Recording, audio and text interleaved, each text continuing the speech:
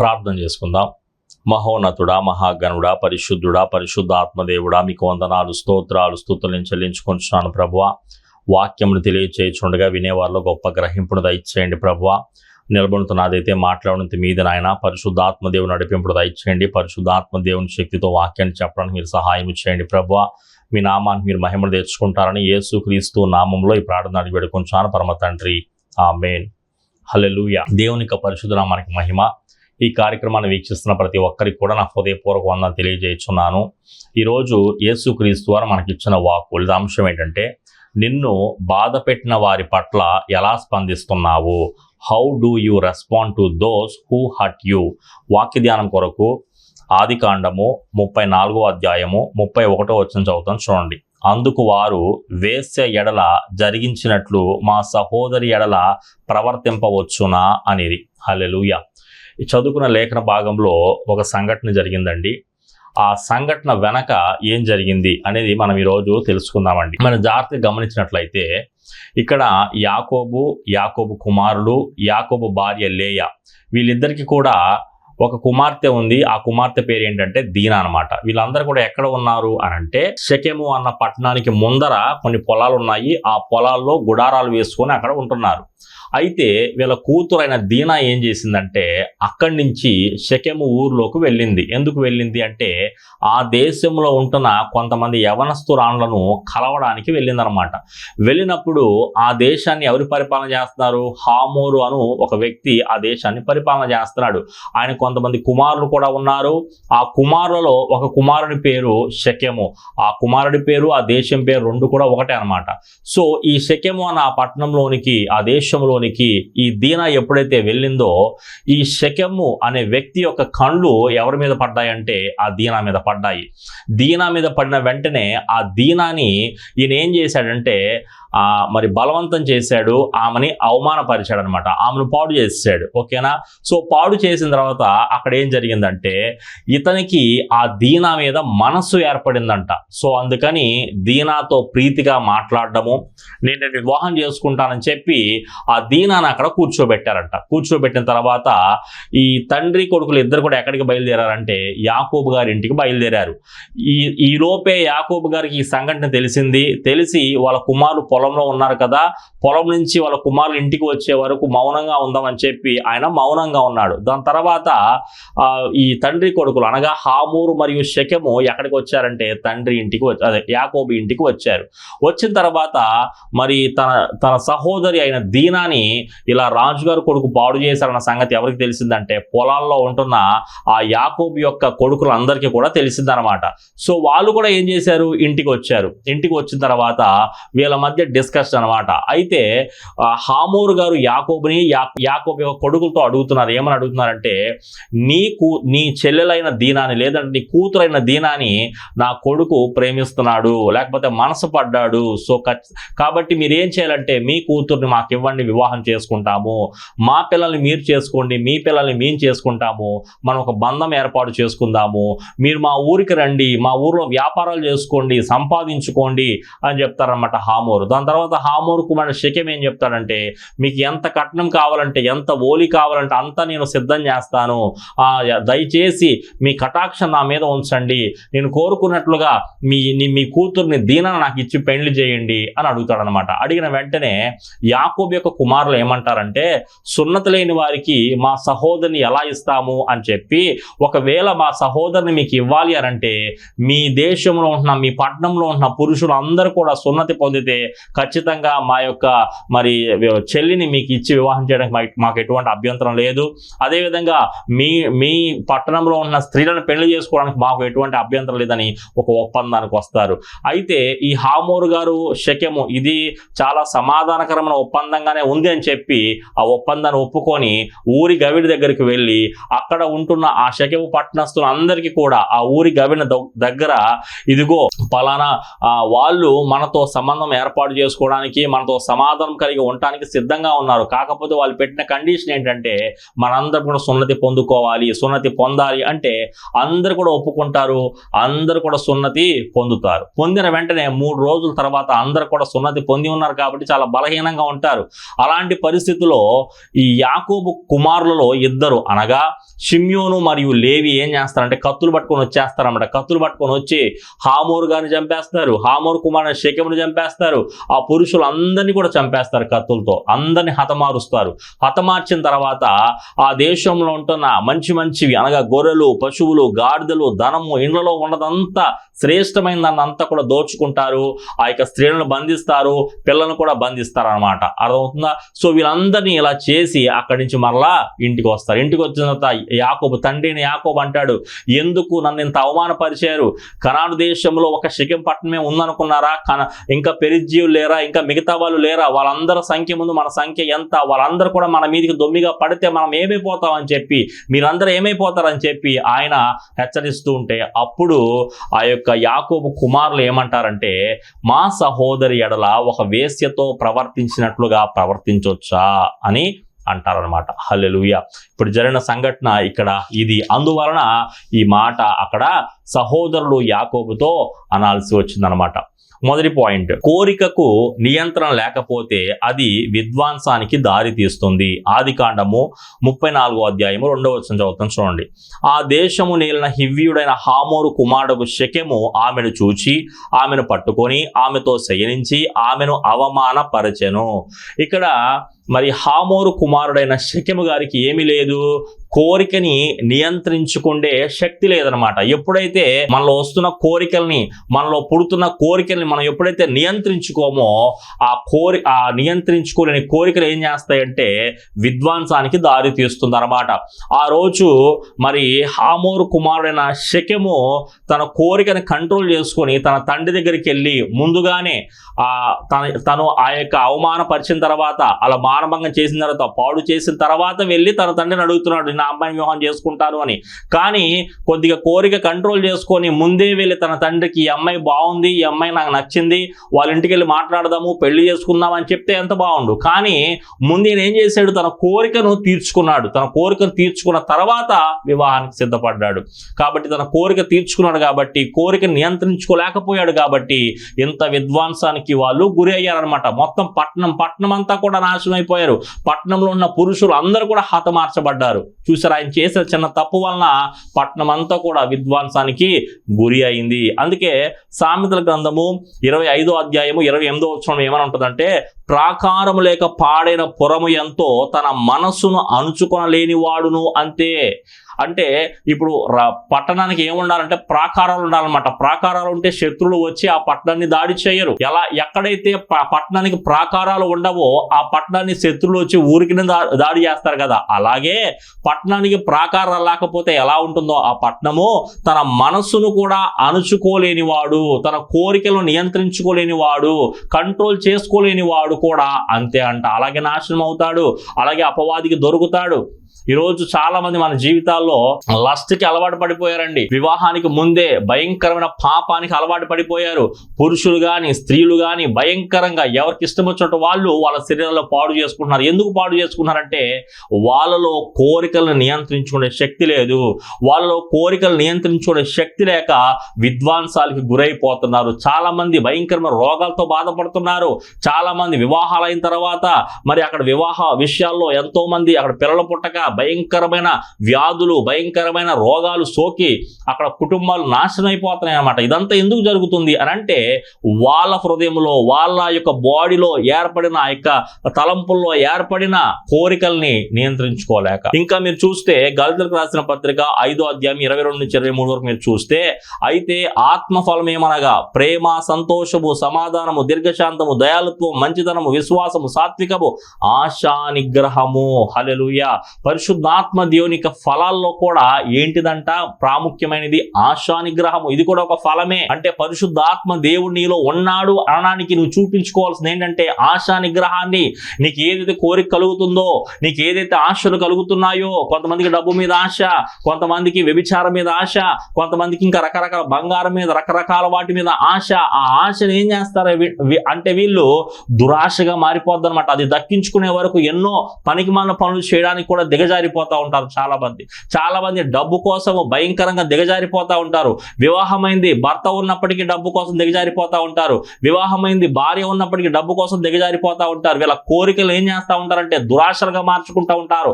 అందుకే వాక్యములో యాకోబు రాసిన పత్రిక 1వ అధ్యాయం 15వ వచనంలో ఏమన్నదంటే దురాశ గర్భము ధరించి పాపమును కనగా పాపము పరిపక్వమై మరణమును కరును. హల్లెలూయా.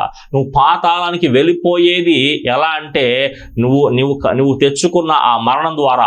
ఆ మరణం నీకు ఎలా వస్తుందంటే పాపం వలన వస్తుంది నీకు ఆ మరణము. ఈ పాపం ఎలా ఏర్పడుతుందంటే దురాశ ఎప్పుడైతే గర్భాన్ని ధరిస్తుందో పాపం అనే బిడ్డకు నువ్వు జన్మనిస్తావు అనమాట. ఇక్కడ అర్థమవుతుందా? కాబట్టి నీలో దురాశ అనడానికి వీల్లేదు. ఆశపడే ప్రాణాన్ని దేవుడు తృప్తిపరుస్తాడు, కానీ ఈ దురాశ కలిగిన వారిని దేవుడు ఏమీ చేయలేడు. దేవుడు వారిని వాడుకోలేడు. ఈరోజు చాలా మంది పాస్టర్లు కూడా కోరికలు నియంత్రించుకోలేకపోతున్నారు. ఈరోజు చాలా మంది విశ్వాసులు కూడా కోరికలు నియంత్రించుకోలేకపోతున్నారు. చాలా మంది బలమైన విశ్వాసులు కూడా ఈ కోరికలు నియంత్రించుకోలేక వాళ్ళ శరీరాలు పాడు చేసుకునేవారుగా ఉంటున్నారు. చాలా మంది ఆశ్రమాల్లో తన యొక్క ఆ శరీరమును దేవునికి సమర్పించుకుంటారు. ముందు కోరికలు నియంత్రించుకోలేక ఆ శరీరాన్ని మరలా పాడు చేసుకుంటూ ఉంటారు. ఈరోజు అలా జరగకుండా ఉండాలి అని అంటే నువ్వేం చేయాలంటే నీ దేవునికి నువ్వు అవకాశం ఇవ్వాలి. నీ దేవునికి నీవు సమయం ఇవ్వాలి. ఎప్పుడైతే అలా ఇస్తావో దేవుడు నీ తలంపులకి, నీ ఆలోచనలకి నువ్వు ఎలా కంట్రోల్ అవ్వాలో పరిశుద్ధాత్మ దేవుని సహాయంతో నీకు ఆయన తోడుండి సహాయం చేస్తాడు. హల్లెలూయా. 2వ పాయింట్ మీరు చూసినట్లయితే సరైన కారణం ఉన్నంత మాత్రాన మనం చేసే ప్రతి పని సరైంది కాదు. ఆదికాండం 34వ అధ్యాయం 25వ వచనం చదువుతాం చూడండి. 3వ దినమున వారు బాధపడుచుండగా యాకోబు కుమారులలో నిద్దరు అనగా దీనా సహోదరులైన షిమ్యోనును లేవియు తమ కత్తులు చేతబట్టుకొని ఎవరికి తెలియకుండా ఆ ఊరి మీద పడి ప్రతి పురుషుని చంపిరి. లేవి మరియు షిమ్యోను ఏం చేశారంట? కత్తులు పట్టుకొని వచ్చి ఆ దేశంలో ఉంటున్న ఆ పట్టణంలో ఉంటున్న ప్రతి పురుషుని కూడా చంపేశారంట. సున్నతి పొందిన 3వ దినమున వాళ్ళందరూ కూడా బలహీనంగా ఉంటున్న సమయంలో వచ్చి అందరినీ కూడా చంపేశారంట. వీళ్ళు చేసిన పనికి ఒక కారణం ఉంది. ఏంటి ఆ కారణము అని అంటే ఆ పట్టణాన్ని పరిపాలన చేస్తున్న, ఆ దేశాన్ని పరిపాలన చేస్తున్న హామోరు కుమారుడైన షెకెము వీళ్ళ చెల్లిని పాడు చేశాడు. కాబట్టి ఈయన ఏం చేశాడు? వీళ్ళిద్దరు కూడా ఏం చేశారు? వెళ్ళి అక్కడ పురుషులందరినీ కూడా చంపేశారు. వీళ్ళు చేసిన దానికి కారణం ఉంది. సరైన కారణం ఉన్నంత మాత్రాన మనం చేసే ప్రతి పని సరైనది కాదు. వీళ్ళు చేసిన పని సరైనదా? చేసిన తప్పు ఎవరు? హామోరు కుమారుడు షెకెము చేశాడు. చంపితే షెకెమును చంపు. ఏం పెంపకమయ్యా, నీ కొడుకుని ఎలా పెంచావేంటాయి అని చెప్పి హామోను చంపు. అంతేగాని ఆ దేశంలో ఉన్న పురుషులందరూ ఏం చేశారు? ఆ పట్టణాన్ని అంతా ఎందుకు నాశనం చేశారు? అర్థమవుతుందా? కాబట్టి మనం తీసుకునే ప్రతి నిర్ణయం కూడా సరైనదిగా మనకు అనిపించవచ్చు, కానీ మనం చేసే ప్రతి పని సరైన పని కాదు. అందుకే సామెతలో 14వ అధ్యాయం 12వ వచనం ఏం రాయబడిందంటే ఒకని ఎదుట సరైనదిగా కనపడు మార్గము కలదు, అయితే తుదకు అది మరణమునకు త్రోవ తీయును. నీ ఎదుట ఏదైతే మార్గం ఉందో ఆ మార్గం నీకు సరిగ్గానే కనిపిస్తుంది. ఆ మార్గము మంచి మార్గముగా నీకు అనిపిస్తుంది, కానీ ఆ మార్గం కూడా నువ్వు ప్రయాణం చేస్తున్న ఆ మార్గము నేను ఎక్కడికి నడిపిస్తుంది అంటే మరణానికి నడిపిస్తుంది, నిన్ను నాశనానికి నడిపిస్తుంది. అర్థమవుతుందా? కాబట్టి నీ నిర్ణయాల ప్రకారము నీ హృదయం ఎలా చెప్తుందో అలా నువ్వు వినడానికి వీల్లేదు. నువ్వు ఎవరి మాట వినాలంటే నీ కొరకు సిలువలో ప్రాణం పెట్టిన యేసు ప్రభు వారు చెప్పిన మాట వినాలి. మరియమ్మ గారు చెప్తారు కదా కానా వివాహంలో, ఆయన చెప్పినది మీరు చేయుడి అని. అలాగే యేసుక్రీస్తు వారు చెప్పినది మనం చేసేవారముగా ఈ లోకంలో ఉన్నట్లయితే మన మార్గాలన్నీ కూడా సరళముగా దేవుని దగ్గరికే ఉంటాయి. దేవునికి దగ్గరగానే మన జీవితాలు ఉంటాయి. అర్థమవుతుందా? ఇంకా రోమిలికి రాసిన పత్రిక 12వ అధ్యాయం 19వ వచనం మీరు చూస్తే ప్రియులారా మీకు మీరే పగ తీర్చుకొని చేసుకొనక దేవుని ఉగ్రతకు చోటియుడి, పగ తీర్చుడు నా పని, నేనే ప్రతిఫలమునిత్తును. హల్లెలూయా. ఇక్కడ చూసారా, పగ తీర్చుడు ఎవరి పని? దేవుని పని. వాళ్ళ చెల్లి పాడు చేసినప్పుడు భక్తులుగా, ప్రవక్తలుగా, దేవుని నామాన్ని మహింపరిచేవారుగా ఉన్న కుటుంబం ఆ కుటుంబము ఏం చేయాలి? ప్రభువా, మా చెల్లికి అన్యాయం జరిగింది ప్రభువా, నీవే న్యాయం చెయ్యి అని అడగాలి. వీళ్ళు న్యాయం చెయ్యి అని అడగకముందే దేవుడు వారికి ఒక మార్గాన్ని తెరిచాడు. ఏంటంటే, తండ్రి కొడుకులు ఇంటికి వచ్చేసారు, మీ కూతురు మేము వివాహం చేసుకుంటాము అని చెప్పారు. అక్కడ వివాహం చేసుకుంటామని చెప్పినప్పటికీ కూడా, దేవుడు మార్గాన్ని తెరిచినప్పటికీ కూడా వీళ్ళు ఏం చేశారంటే, ఆ పగని దేవునికి అప్పచెప్పకుండా వీళ్ళే పగ తీర్చుకున్నారు. వీళ్ళే ఒక రాంగ్ స్టెప్ అక్కడ వేసేశారు. చూసారా, ఈరోజు మన జీవితంలో కూడా మనం రాంగ్ స్టెప్స్ వేస్తూ ఉంటాం. దేవుని నామానికి మహిమకరంగా జీవించాల్సిన మనము, వాక్యానుసారంగా బ్రతకాల్సిన మనము, వాక్య ప్రకారం ప్రవర్తించాల్సిన మనము, మన సొంత ఐడియాలజీతో, మన సొంత నిర్ణయాలతో, మన సొంత ప్రవర్తనతో కొన్ని ఐడియాస్ మనం ఇచ్చి, కొన్ని ప్రవర్తించి రాంగ్ స్టెప్ చేస్తూ ఉంటాము. ఫెయిల్యూర్స్ ఎదురవుతూ ఉంటాయి. మనం తీసుకునే ప్రతి నిర్ణయము మనకి ఫెయిల్యూరే తీసుకొస్తా ఉంటది. మన పగ ఎలా ఉంటుందంటే, దేవునికి ప్రతిది కూడా వ్యతిరేకంగా పనిచేస్తూ ఉంటది అనమాట. ఇంకా మీరు చూస్తే యాకోబు 1:20 రాయబడి ఉంటుంది, ఎందుకనగా నరుని కోపము దేవుని నీతిని నెరవేర్చదు. దేవుడు నీకేదో ఆశీర్వాదం ఇవ్వాలని, నీకేదో గొప్ప మార్గాన్ని తెరవాలని, నిన్ను ఎప్పుడు మంచి మార్గం నడిపించాలని, నీతిగా నడిపించాలనుకుంటాడు ఆయన. కానీ నీ కోపం ఏం చేస్తుందంటే, ఆయన నీతిని నెరవేర్చనివ్వదు. వాళ్ళు వచ్చారు, ఎందుకంటే ప్రవక్తల కుటుంబంలో ఉంటున్న ఒక కూతురికి, ఒక ఆడబిడ్డకి అన్యాయం జరిగిందని దేవుడు ఏం చేశాడంటే, ఆ మహారాజు గారిని, వాళ్ళ కొడుకుని ఇంటికి నడిపించారు. ఎందుకు నడిపించారు? వివాహం కుదురుద్దామని దేవుడు నడిపిస్తే వీళ్ళ కోపం ఏం చేసింది? మొత్తము కూడా నాశనం చేసేసింది అనమాట. వీళ్ళు ఒప్పుకొని ఉంటే, ఒక క్షణం ఆలోచించి ఉంటే, ఆ దేశాన్ని పరిపాలిస్తున్న రాజులతో వీళ్ళకి సంబంధం ఏర్పడేది. మంచి వ్యాపారాలు దొరికేవి, మంచి గృహాలు దొరికేవి, మంచి ఆస్తులు సంపాదించుకునేవారు. వీళ్ళని బట్టి వీళ్ళ యొక్క బంధువులు, రక్త సంబంధులు, వాళ్ళ యొక్క గోత్రికులు అందరూ కూడా బాగుపడేవాళ్ళు, వాళ్ళతో సంబంధం ఒప్పుకొని ఉంటే. ఎందుకంటే వాళ్ళు దేశాన్ని పరిపాలన చేస్తున్న రాజులు, వాళ్ళతో సంబంధం ఉంటే ఎంత మంచి పలుకుబడి దొరుకుతుంది, ఎంత చక్కటి వివాహం, ఎంత ఘనంగా జరుగుతుంది వాళ్ళ చెల్లి వివాహము. ఇవన్నీ కూడా వాళ్ళు ఆలోచించకుండా వాళ్ళ పగనే వాళ్ళు మనసులో పెట్టుకొని మొత్తము కూడా నాశనం చేసేసారు. దేవుని నీతిని అక్కడ నెరవేర్చకుండా చేసేశారు. ఇంకా మీరు చూస్తే సామెతలు 21:2 ఒకడు తనకు ఏర్పరచుకున్న మార్గం ఎట్టిదైనను తన దృష్టికి అది న్యాయముగానే అగపడును, యెహోవాయే హృదయములు పరిశీలన చేయువాడు. మనం ఏర్పాటు చేసుకున్న మార్గాలు మనకి ఎలా కనపడతాయి అంట? ఇదే సరైన మార్గము, ఇదే న్యాయమైన మార్గము, నేను చేసేదే కరెక్ట్, నేను చేసేదే న్యాయము అన్నట్లుగా చాలా మంది ప్రవర్తిస్తూ ఉంటారు. కానీ యెహోవా ఏం చేస్తాడంటే, మీ హృదయాన్ని పరిశీలన చేస్తూ ఉంటాడు, పరిశోధిస్తూ ఉంటాడు. నీ హృదయం ఉన్న పాపం ఏంటి, నీ హృదయంలో ఉన్న రోగం ఏంటి, నీ హృదయం ఎలా ఆలోచిస్తుంది, నువ్వు ఎంత పాపానికి దగ్గరగా ఉన్నావు అనేది దేవుడు పరిశోధించగలడు, పరిశీలించగలడు. నువ్వు పై మాటలతో చెప్పగలవేమో, ఇది న్యాయం, ఇలా చేయకూడదు, ఇలా చేయకూడదు అని చెప్పి, కానీ హృదయంలో నువ్వు అదే చేస్తున్నావేమో. దేవుడు నీ హృదయాన్ని చూస్తాడు, జాగ్రత్త. 3వ పాయింట్, మనల్ని బాధ పెట్టిన వారి పట్ల ఎలా స్పందించాలి? ఆదికాండం 34:5 చదువుతాం చూడండి. తన కుమార్తెను అతడు చెరిపెనని యాకోబు విని తన కుమారులు పశువులతో పొలములలో నుండినందున వారు వచ్చు వరకు ఊరకుండెను. హల్లెలూయా.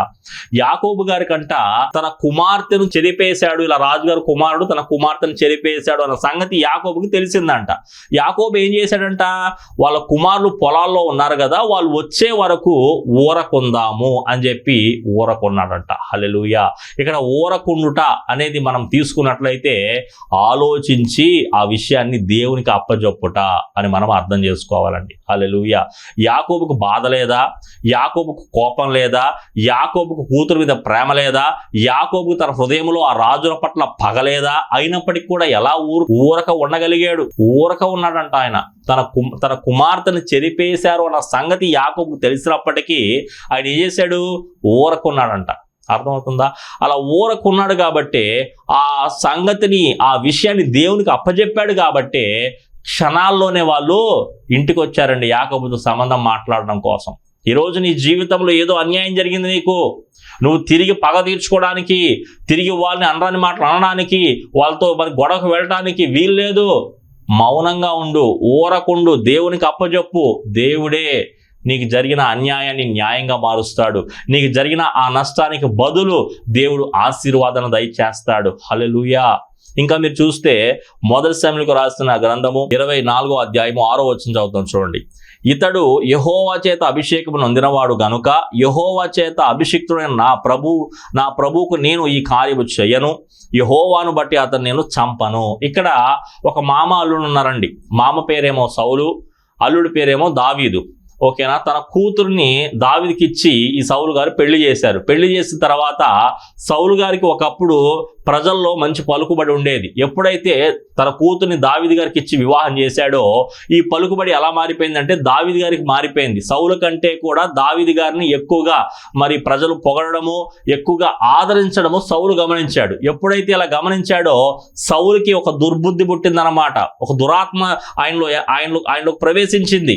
ఎప్పుడైతే ఆ దురాత్మ ప్రవేశించిందో అప్పటి నుంచి కూడా దావీదుని చంపడానికి ప్రయత్నం చేశాడు. ఎన్నోసార్లు దావీదుని చంపడానికి ప్రయత్నం చేశాడు. ఎన్నోసార్లు దావీదు తప్పించుకున్నాడు అన్నమాట. ఒకరోజు దావీదుకు గొప్ప అవకాశం వచ్చింది. ఏంటి అవకాశం అంటే సౌలు గారు నిద్రపోతున్నారు. అతన్ని దావీదు గారు చంపే అవకాశం కూడా వచ్చింది. వస్తే దావీదు అంటున్నాడు, ఈ సౌలు గారు దేవుని చేత అభిషేకం పొందినవాడు కాబట్టి నేను దేవునికి ఇతను అప్పచెప్పేస్తున్నాను, ఇతను నేను చంపను అంటున్నాడండి. హల్లెలూయా.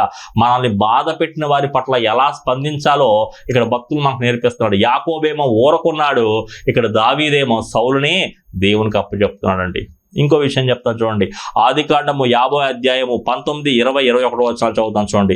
యోసేపు భయపడకుడి, నేను దేవుని స్థానమందున్నానా, మీరు నాకు కీడు చేయని ఉద్దేశించిరు గాని నేటి దినమున జరుగుచున్నట్లు అనగా బహు ప్రజలను బ్రతికించినట్లుగా అది మేలుకే దేవుడు ఉద్దేశించను. కాబట్టి భయపడకుడి, నేను మిమ్మును మీ పిల్లలు పోషించదని చెప్పి వారిని ఆదరించి వారితో ప్రీతిగా మాట్లాడాను. హల్లెలూయా. ఇక్కడ యోసేపు అని ఒక వ్యక్తి ఉన్నాడు. ఇతనికి 10 మంది అన్నలు ఉన్నారు. తన తండ్రి అయిన యాకోబు గారు యోసేపుని కొద్దిగా ఎక్కువగా ప్రేమించడాన్ని బట్టి ఆయనకి మంచి ఆ చొక్కాలు కుట్టించడము, కొద్దిగా ప్రేమగా మాట్లాడడం ఇదంతా కూడా అన్నలకు నచ్చలేదు. అందువలన ఎలాగైనా తమ్ముని చంపేయాలనుకున్నారు. ఒకరోజు వీళ్ళు పొలంలో ఉండగా తండ్రి యోసేపుతో చెప్తాడు, నీ అన్నల యొక్క క్షేమాన్ని తెలుసుకొని రమ్మని. ఆ క్షేమాన్ని తెలుసుకొని వద్దామని చెప్పి యోసేపు గారు బయలుదేరతారు అన్నల దగ్గరికి. దొరికాడరా బాబు అని చెప్పి అతను ఏం చేస్తారంటే వేరే దేశస్తులకు, ఇష్మాయేలులకు, వర్తకులకు అక్కడ అమ్మేస్తారండి. అమ్మేసి ఆయన చొక్కా తీసుకొని ఒక మేకపిల్లను చంపేసి ఆ రక్తంలో ముంచి తీసుకెళ్ళి తండ్రికి చూపించి, ఇదిగో ఒక క్రూర మృగము నీ కొడుకుని తినేసిందని చెప్పి ఆ తండ్రికి బాధను మిగులుస్తారు. కొన్నాళ్ళు గడుస్తాయి. ఈయన ఒక మంచి పొజిషన్కి వస్తాడు. యోసేపు గారు ఒక మంచి ప్రధానమంత్రి స్థాయి, ఒక మంచి ప్రెసిడెంట్ స్థాయికి వస్తారు, ఒక ఫరో స్థానానికి వస్తాడు. వచ్చిన తర్వాత మిగతా దేశాలన్నీ కూడా కరుగుతూ ఉంటాయన్నమాట. సో యోసేపు గారి దగ్గరికి ఒకనాడు ఈ 10 మంది అన్నలు అందరూ కూడా వస్తారు. ఎందుకంటే ధాన్యాన్ని కొనుక్కోవడం కోసం వస్తారు. అప్పుడు అక్కడ జరిగిన సంఘటన ఏంటంటే వాళ్ళ తమ్ముడిని వాళ్ళు గుర్తుపడతారు, వాళ్ళ అన్నల్ని ఈయన గుర్తుపడతారు. గుర్తుపడిన తర్వాత వీళ్ళు భయపడతారు, మా తమ్ముడికి మేము అన్యాయం చేశాము, ఇప్పుడు మమ్మల్ని ఏదైనా చేస్తాడేమో, ఈయన మంచి పొజిషన్లో ఉన్నాడని చెప్పి భయపడతా ఉంటే యోసేపు అంటున్నాడు, మీరు భయపడద్దు, అప్పుడు దేవుడు నన్ను అలా వేరు చేసింది, బహు ప్రజలను బ్రతికించినట్లుగా అది మేలుకే దేవుడు ఉద్దేశించాడు అని చెప్పాడండి యోసేపు. కాబట్టి మీరు బాధపడద్దు, భయపడద్దు, నేను మిమ్మల్ని ఆదరిస్తాను, నేను మిమ్మల్ని తప్పకుండా పోషిస్తాను. యోసేపు గారిని బాధ పెట్టారండి అన్నలు. బాధ పెట్టిన వారి పట్ల యోసేపు ఎలా స్పందిస్తున్నాడో చూడండి. ఆదరిస్తా అంటున్నాడు, పోషిస్తా అంటున్నాడు. అర్థమవుతుందా? అదే నువ్వు నేనైతే అంత మంచి పొజిషన్లో ఉన్న మనము దొరికారా 10 మంది అని చెప్పి ఏ కాళ్ళకి ఏ కీలుకి ఆ కీలు విరగొట్టేసి మన పొజిషన్ ఏం చేస్తాం మనము? నాతో పెట్టుకుంటావా? నన్ను ఒకప్పుడు ఇలా చేస్తావా? ఈ రోజు నుంచి నువ్వు 2 కాళ్ళు 2 చేతులు లేకుండా బ్రతకాలి, నా ముందు అడుక్కు తినాలి నువ్వు అని చెప్పి అలాంటివి చేసే మరి చాలా హోదాలో ఉన్న వారందరూ కూడా ఇలాంటి పనులు చేసేవాళ్ళు చాలామంది మనకు కనిపిస్తూ ఉంటారండి. కానీ ఇక్కడ ఎంత పెద్ద పొజిషన్ వచ్చేప్పటికీ యోసేపు ఏమంటాడంటే, మీరు నన్ను అలాగ అమ్మేశారని చెప్పి, నన్ను బాధ పెట్టారని చెప్పి మీరు బాధపడొద్దు, నేను ఖచ్చితంగా మిమ్మల్ని పోషిస్తాను, ఖచ్చితంగా మిమ్మల్ని నేను ఆదరిస్తాను. చూసారా బాధ పెట్టిన వారి పట్ల ఎలా స్పందిస్తున్నాడో యోసేపు. ఇంకా మీరు చూస్తే లూకాసు వార్త 23వ అధ్యాయం 34వ వచనం చదువుతుంది చూడండి. యేసు, తండ్రి వీరేమి చేయుచున్నారో వీరు ఎరుగరు కనుక వీరిని క్షమించమని చెప్పాను. హల్లెలూయా. యేసుక్రీస్తు వారిని రోమియోలు ఏం చేశారంటే కొరడాలతో కొట్టారు, మూల కిరీటాన్ని పెట్టారు, ఓకేనా, బల్లెంతో పొడిచారు, సిలువెక్కించారు, 3 మేకులు. అర్థమవుతుందా? భయంకరమైన యాతన, భయంకరమైన రక్తము, భయంకరమైన వేదన. అటువంటి వేదనలో ఉండి కింద వాళ్ళందరూ కూడా హేళన చేస్తున్నారు, నవ్వుతున్నారు. నువ్వు దేవుడు అయితే దిగిరా అంటున్నారు. నిన్ను నువ్వు రక్షించుకోమంటున్నారు. భయంకరమైన యాతన గుండా అక్కడ యేసు ప్రభు వారు వెళ్తున్నారు. వెళ్తూ వెళ్తూ అంత ప్రాణాపాయ స్థితిలో యేసు ప్రభు వారు ఉన్నప్పుడు ఏమంటున్నారంటే, తండ్రి వీరేమి చేయించున్నారో వీరు ఎరుగురు గనుక వీరిని క్షమించయ్యా. చూసారా, యేసు ప్రభు వారిని బాధ పెట్టిన వారి పట్ల ఎలా స్పందిస్తున్నాడో యేసయ్య క్షమించమని చెప్తున్నాడు. అర్థమవుతుందా? మీరు ఇంకా చూస్తే అపోస్తుల కార్యములు 7వ అధ్యాయము 60వ వచనము, అతడు మోకాలుని ప్రభువా వారి మీద ఈ పాపం మోపకమని గొప్ప శబ్దంతో పలికెను, ఈ మాట పలికి నిద్రించెను. హల్లెలూయా. ఇక్కడ స్తెఫను ఒక భక్తుడు ఉన్నాడు, దేవుని వాక్యాన్ని ప్రకటిస్తున్నాడు. ప్రకటించినందుకు అనేక మంది అక్కడ రాళ్ళు తీసుకొని స్తెఫను కొడుతున్నారండి. కొడుతుంటే ఆ రాళ్ల దెబ్బలకి ఆయన ప్రాణం పోయే పరిస్థితి వచ్చింది. ఆ ప్రాణం పోయే పరిస్థితిలో ఏం చేస్తారంటే, మోకాల్లోని ప్రభువా ఈ పాపం వారి మీద మోపొద్దయ్యా అని చెప్పి అక్కడ మరణిస్తాడు. చూసారా, స్తెఫను ఆయన్ని బాధ పెట్టిన వారి పట్ల ఎలా స్పందిస్తున్నాడో. ఈరోజు నువ్వు నేను మనల్ని బాధ పెట్టిన వారి పట్ల ఎలా స్పందిస్తున్నాము? యాకోబు బాధ పెట్టిన వారి పట్ల, అంటే తన కూతురికి జరిగిన అన్యాయాన్ని పట్ల ఎలా ప్రవర్తిస్తున్నాడంటే, ఎలా స్పందిస్తున్నాడంటే మౌనముగా ఉన్నాడు. దావీదు బాధ పెట్టిన సౌలును దేవునికి అప్పచెప్పాడు. యోసేపు బాధ పెట్టిన అన్నలను ఆదరించాడు, పోషించాడు. యేసు బాధ పెట్టి సెలవు వేసిన వారిని క్షమించాడు. స్తెఫను రాళ్లతో కొట్టి బాధ పెట్టిన వారి కోసం మోకాళ్ళుని ప్రార్థించాడు. ఈరోజు మనల్ని బాధ పెట్టిన వారి పట్ల నువ్వు నేను ఎలా స్పందిస్తున్నాం? మొదటగా మనము మౌనంగా ఉండాలి. రెండోదిగా మనము దేవునికి అప్పచెప్పాలి. మూడోదిగా మనము అవసరమైతే ఆదరించాలి, పోషించాలి. నాలుగోదిగా మనము క్షమించాలి. ఆఖరిగా మనము మోకాళ్ళుని వారి కొరకు మనము ప్రార్థించాలి. అర్థమవుతుందా? కాబట్టి నిన్ను బాధ పెట్టిన వారి పట్ల నువ్వు ఎలా స్పందిస్తున్నావు? నెంబర్ 1, కోరికకు నియంత్రణ లేకపోతే అది విధ్వంసానికి దారి తీస్తుంది. సరైన కారణం ఉన్నంత మాత్రాన మనం చేసే ప్రతి పని సరైనది కాదు. మనల్ని బాధ పెట్టిన వారి పట్ల ఎలా స్పందించాలి? మౌనంగా ఉండాలి, దేవునికి అప్పజెప్పాలి, ఆదరించాలి, పోషించాలి, క్షమించాలి. మోకాళ్ళుని మన శత్రువుల కొరకు మనము ప్రార్థించాలి. మనల్ని బాధ పెట్టిన వారి కొరకు మనము ప్రార్థించాలి. నీ స్పందన అక్కడ ఉండకూడదు. సామెతలు 24:29 ఏముందంటే, వాడు నాకు చేసినట్లు వానికి చేసేదను, వాని క్రియ చొప్పున వానికి ప్రతిఫలం ఇచ్చేదను అని అనుకొనకుము అనుందండి వాక్యంలో. కాబట్టి మనల్ని ఎవరైతే ఎలా మన పట్ల స్పందిస్తున్నారో అలాంటి స్పందన మనం తిరిగి ఇవ్వడానికి వీల్లేదు. కానీ దేవుడు మనకి ఏదైతే చెప్తున్నాడో అలాంటి స్పందన మనం కలిగి ఉండాలి. భక్తులు బాధ పెట్టిన వారి పట్ల ఎలా స్పందించారో మనము కూడా అలాగే స్పందించాలి. అర్థమవుతుందా? ఒక చిన్న విషయం చెప్తాను చూడండి. ఒక ట్రైన్లో ఒక వ్యక్తి కరపత్రికలు పంచుతున్నాడంట. ఆ కరపత్రికలు పంచే విషయము ఒక తల్లికి నచ్చక ఆయన బాగా కొట్టిందంట. రక్తం కారుతుందంట. రక్తం కారుతుంటే ఏం అనకుండా వెళ్ళి మొహం కడుక్కున్నాడంట. చుట్టుపక్కల ప్యాసింజర్లు అందరూ కూడా ఎందుకమ్మ కొడుతున్నావు, ఆయన ఏం చేశాడు, నీకు నచ్చితే తీసుకో, నచ్చకపోతే చింపడేసాయి, అంతేగాని ఎందుకు కొడతామమ్మా అంటే ఆమె వినకుండా కొడుతుందంట. అయితే ఆమెకు ఒక 5వ తరగతి చదువున ఒక కుమారుడు ఉన్నాడంట. ఆయన గట్టిగా అరిచాడంట, అమ్మా ఆయన కొట్టొద్దమ్మా, ఆయన ఏం చేశాడమ్మా అని గట్టిగా అరిచాడంట. అరిచిన వెంటనే ఆమె ఏం చేసిందంటే ఆ సువార్థికుని యొక్క కాళ్ళ మీద పడి నన్ను క్షమించయ్యా అని అడిగిందంట. ఈలోపు ప్యాసింజర్లు అందరూ కూడా అడిగారంట, ఏంటమ్మా ఇప్పుడుదా మేము చెప్తే వినలేదు, నీ కుమారుడు ఒక మాట చెప్పగానే వెంటనే ఆయన కాళ్ళ మీద పడ్డావు అని అడిగితే వెంటనే ఆమె చెప్పిందంట, నా కొడుకు పుట్టు మూగోడు, ఫస్ట్ టైం మాట్లాడాడు అని చెప్పాడంట. హల్లెలూయా.